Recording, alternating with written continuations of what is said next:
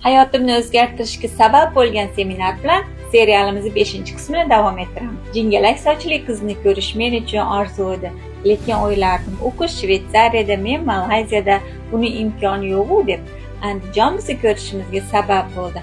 Ha, siz topdingiz. Men Hilola Yusupovaning sehrli strategiya seminariga bordim.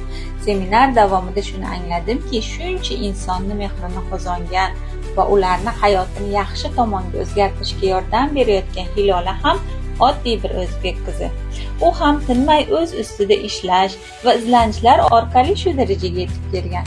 Men shuni angladimki, harakat bu orzularni haqiqatga aylantiradigan sehr.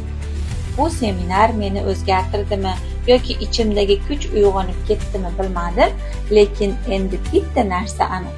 Men faqat orzu qilmayman, sehrli strategiya orqali harakatni boshlayman. Seminardan so'ng Hilola Yusupova bilan kechki ovqatni birga qildik. Juda samimiy va hazilkash ayol ekanlar. Maslahatlar oldik, keyingi maqsadlarimiz haqida gaplashdik. Andijonni shevasida gapirib, mazza qilib kulishdik.